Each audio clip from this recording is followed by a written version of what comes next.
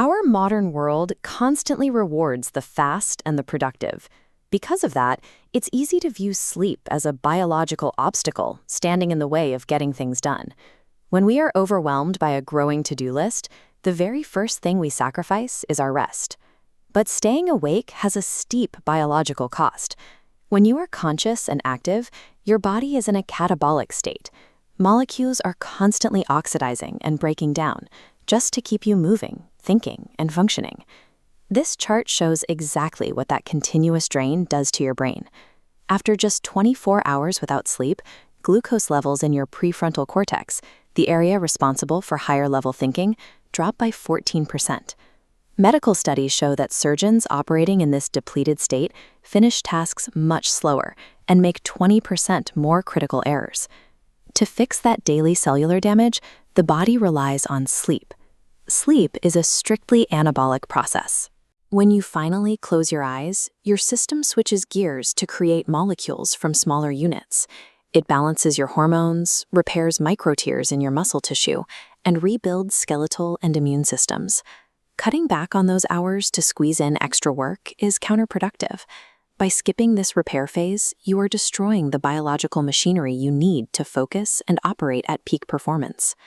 Setting yourself up for high-quality rest starts the moment you wake up. Getting exposure to bright sunlight early in the morning, between 6 and 8:30 a.m., stimulates your brain and organs. This early light exposure anchors your internal clock and ensures your body will produce the right hormones when the sun sets. As the day progresses, a chemical called adenosine accumulates in your system. Every hour you spend awake, more of these molecules lock into specific receptors in your brain, creating the physical pressure that makes you feel tired. But when you drink a cup of coffee, caffeine enters your bloodstream and hijacks that process. At a molecular level, caffeine looks very similar to adenosine. It wedges itself into those same brain receptors, physically blocking the adenosine molecules and stopping you from feeling exhausted. The problem is that caffeine has an 8-hour half-life. If you consume 200 milligrams of caffeine at 4 p.m., your body only manages to clear half of it by midnight. You still have 100 milligrams of a powerful nervous system stimulant actively blocking your sleep receptors when you are trying to wind down. Relying on stimulants late in the day directly sabotages your biology. Your brain loses its natural ability to power down, leaving you tossing and turning despite being physically exhausted. The environment you create in the evening is critical. Electronic devices emit an intense spectrum of artificial blue light. When your eyes absorb this light before bed, your brain assumes it is still daytime and immediately halts the release of melatonin, the main hormone responsible for initiating sleep. Bringing your laptop or answering emails under the covers creates a chemical problem. It forces your brain to associate your bed with work, spiking cortisol, the stress hormone, in the place your nervous system is supposed to relax.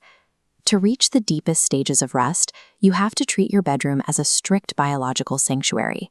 The room needs to be pitch black, since light is absorbed through your skin as well as your eyes, and the temperature must drop to roughly 18 degrees Celsius to help your core body temperature cool down. Maintaining air quality is vital when creating these spaces. This is why NASA research highlights plants like English ivy, which actively converts carbon dioxide back into oxygen and filters out toxic chemical gases while you sleep. Timing this rest is just as important as the environment itself. The human body is programmed to reach its peak production of rejuvenating hormones, like growth hormone and melatonin, in the window between 10 p.m. and 2 a.m. Missing that window limits your physical recovery. Treating your bedroom as a regulated environment for anabolic repair, rather than a home office extension, is necessary for waking up fully restored.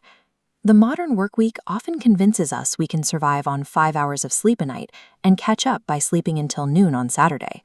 But your internal biological clock cannot read a calendar. Drastically shifting your hours on the weekend throws your circadian rhythm into a state of severe physiological jet lag. Sleep expert Matt Walker notes that maintaining a functional internal clock relies on a strict, unmoving schedule, going to bed and waking up within the same 30-minute window every single day. The data backs this up. A 2008 study from the University of North Texas tracked the academic performance of university students.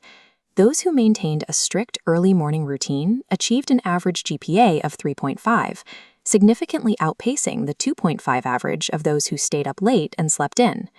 If your current schedule is chaotic, shift your morning alarm backward by 15 minutes each day. This gradual transition avoids the shock to your nervous system that usually leads to failed resolutions. Respecting your body's timing requires discipline. Aligning daily behaviors with the circadian clock transforms sleep into a reliable engine for cognitive and physical recovery.